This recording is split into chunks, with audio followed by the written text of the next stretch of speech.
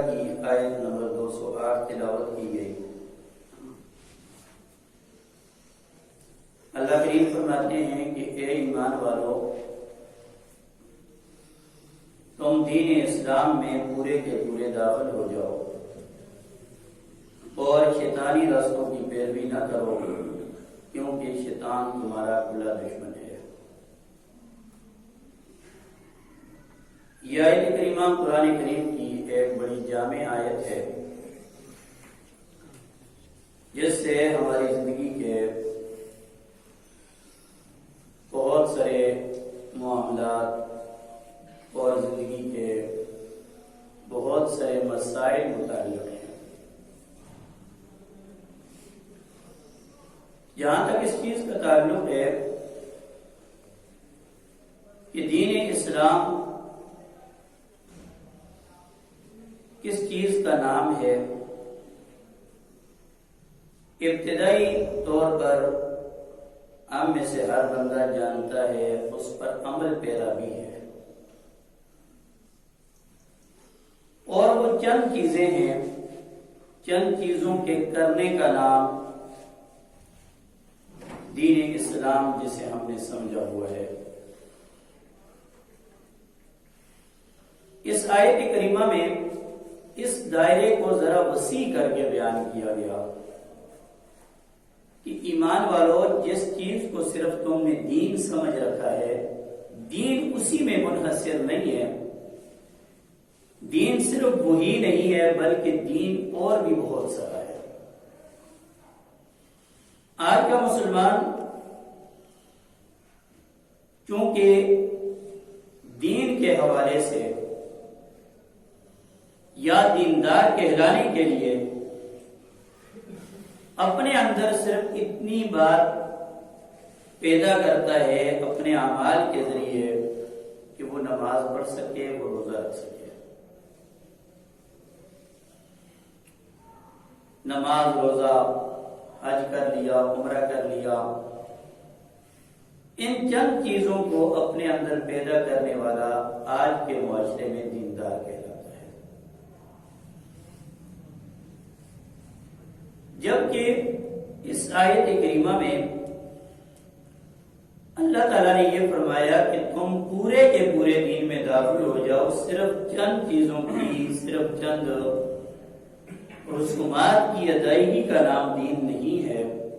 بلکہ دین کے بہت سارے حصے ہیں۔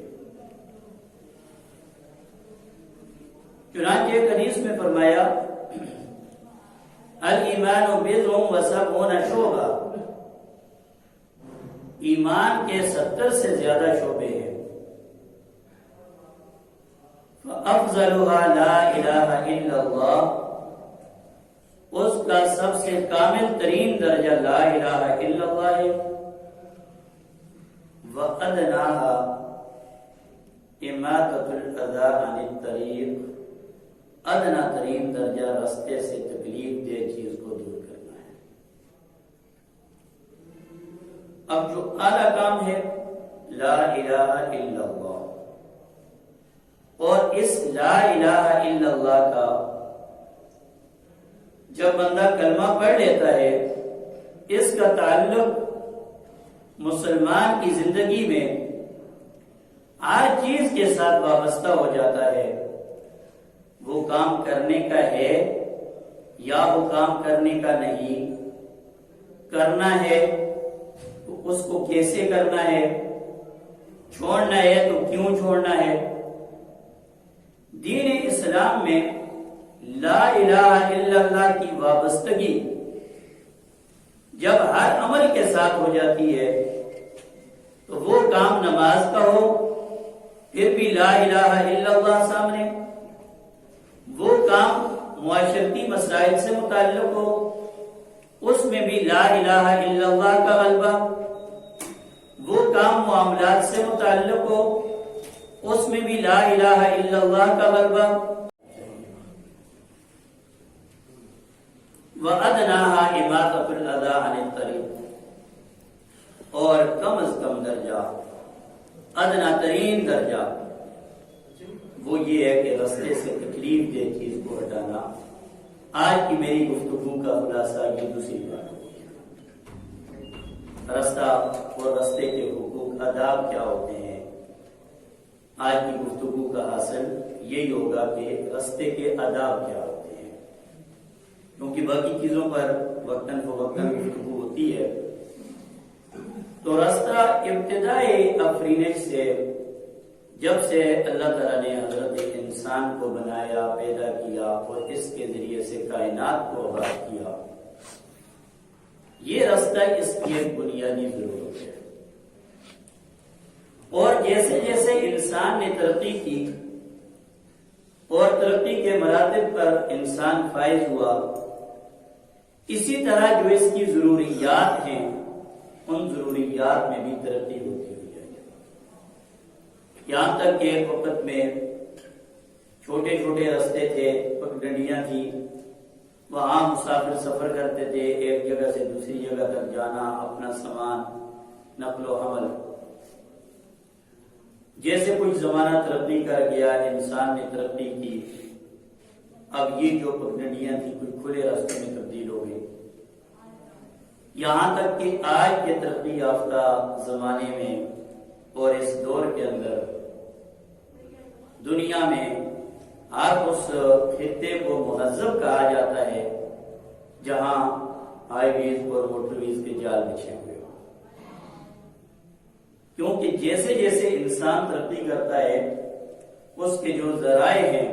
اس کی جو بنیادی چیز راستہ ہے، یہ بھی اسی کے ساتھ ساتھ اپنا سفر طے کرتا ہوا ہے، یہاں تک کہ آج جال بچھے ہوئے ہیں، یہ انسان کی ترقی کے ساتھ ساتھ یہ چیز وابستہ ہے۔ پھر اس کی اہمیت کہ انسان جہاں بھی جائے، جہاں بھی رہتا ہو، عارضی طور پر جائے، مسافر بن کر جائے یا مستقل بنیادوں کے لیے جائے، مستقل طور پر رہائش پذیر ہو، کسی محل کی طرف جائے، کسی وائٹ ہاؤس کی طرف جائے یا کسی جھونپڑی کی طرف اس کا سفر ہو، کسی کالج یونیورسٹی کی طرف جائے یا کسی مسجد مدرسے کی طرف اس کا سفر ہو، اس کے ذہن میں سب سے پہلے راستے کا انتخاب ہوتا ہے۔ بنیادی چیز اس کے ذہن میں راستہ ہوتی ہے کہ میں کون سا راستہ اختیار کروں گا، میں کس راستے سے جاؤں گا تو میں اپنی منزل تک پہنچ جاؤں گا۔ چنانچہ وہ دنیا کا راستہ ہے، اپنی منزل مقصود تک پہنچنے میں اس کا معاون ہے، چاہے وہ آخرت کا راستہ ہے جو آخرت کی منزل جنت تک پہنچنے میں اس کا معاون اور مددگار ثابت ہوتا ہے، جس کا ہم ہر نماز میں پڑھتے ہیں، اہدنا الصراط المستقیم، اے اللہ سیدھی راہ ہمیں دکھا دیجئے۔ چاہے وہ جنت کا راستہ ہو یا دنیا کا راستہ ہو، محلات کی طرف جانے والا ہو یا جھونپڑی کی طرف جانے والا ہو، ہر راستے کے اندر یہ انسان کی ضرورت ہے اور انسان کی بنیادی ضروریات میں سے ہے۔ اور جس طرح آج کی اس ترقی یافتہ زمانے میں انسان کی سب سے پہلی سوچ کہیں بھی مکان بناتا ہے، جگہ لیتا ہے، پلاٹ لیتا ہے، اس کی ضرورت میں سب سے مد نظر وہ اس چیز کو رکھتا ہے کہ جی اس کا راستہ کیا ہے، اس کا سائز کیا ہے۔ بتاتے ہیں جی 12 فٹ راستہ ہے، 15 فٹ راستہ ہے، 10 فٹ کا راستہ ہے۔ یہ بھی اس جدید دنیا کا کوئی انوکھا کام نہیں ہے،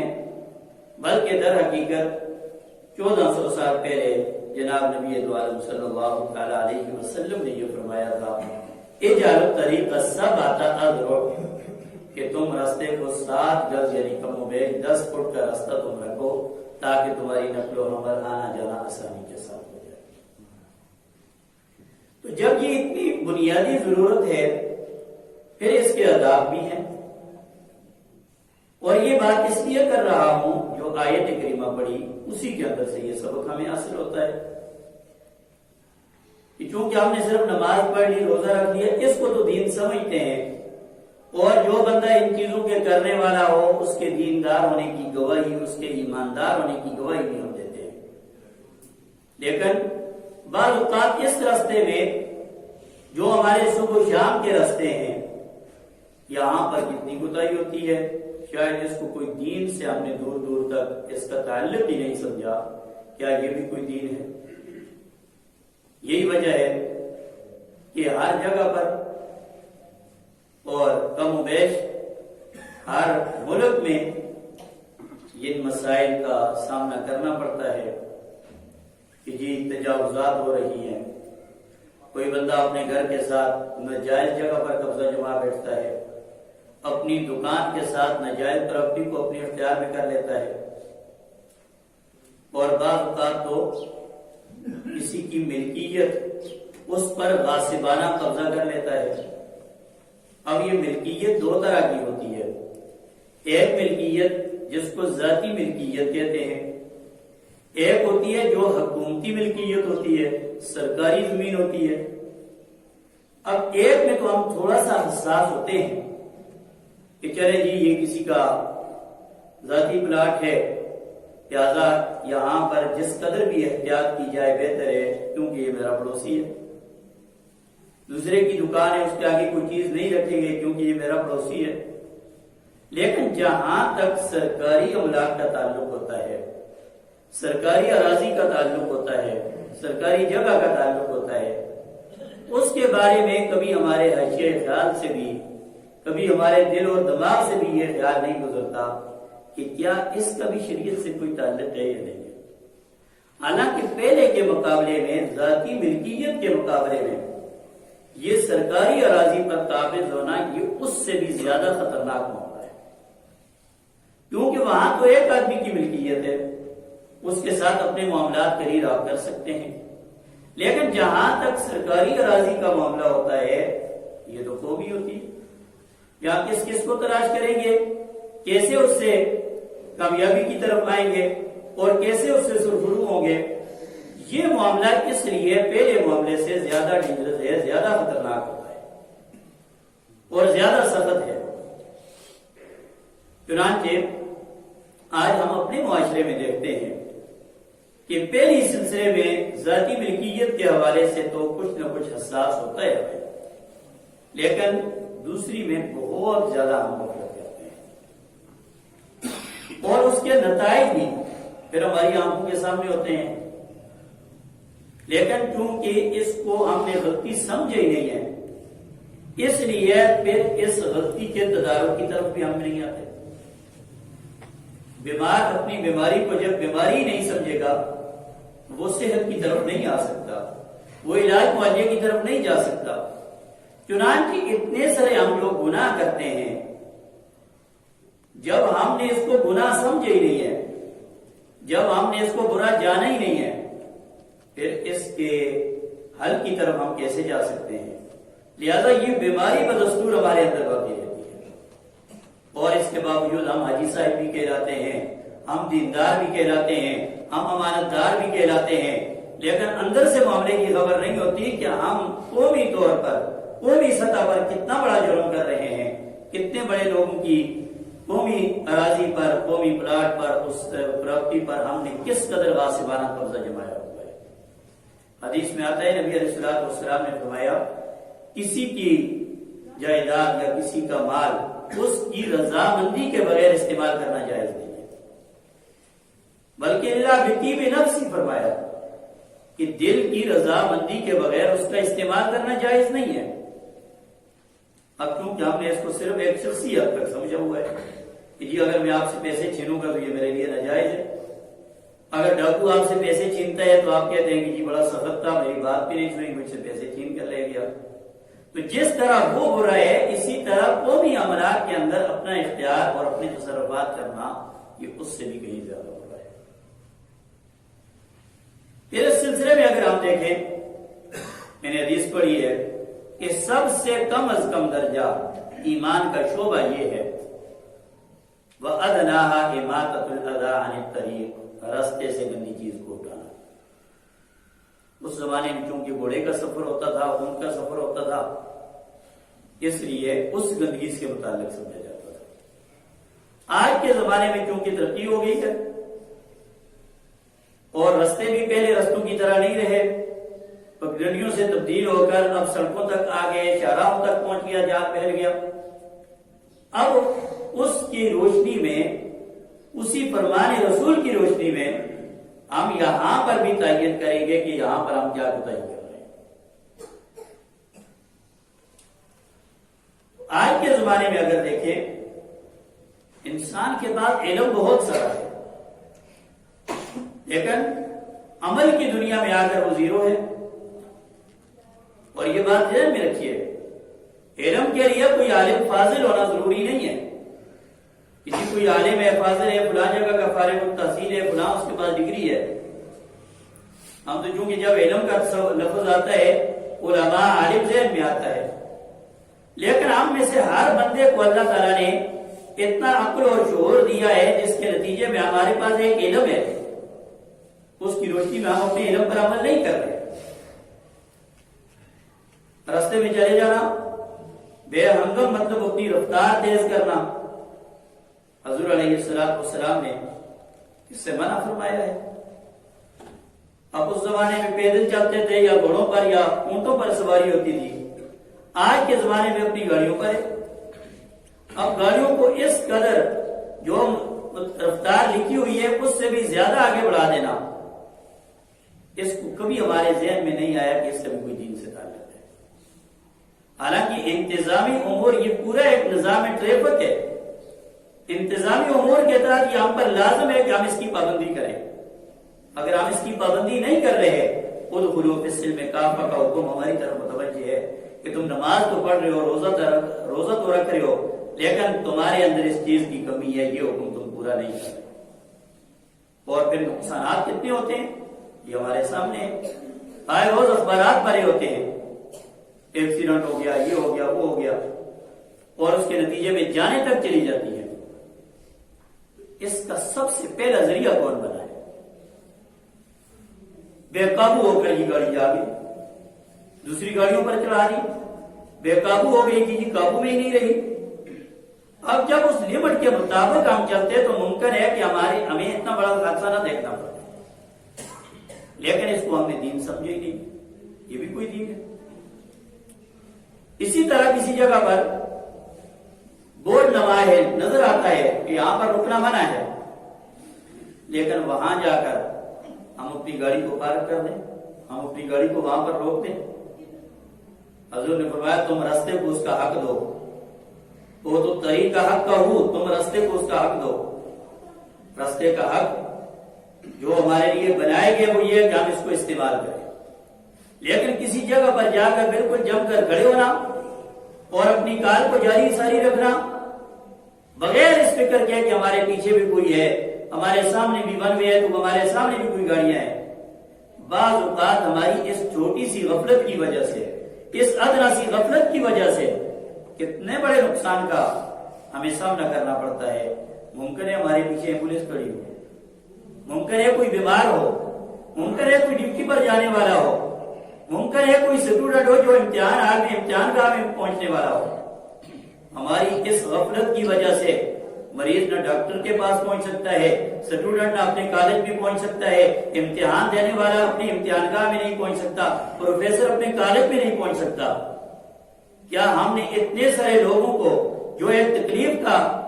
ہم سے ان کو جو تکلیف پہنچی ہے، کیا اس کا دین سے کوئی تعلق نہیں ہے؟ اور صرف اس لیے کہ ہمیں کوئی دیکھ نہیں رہا،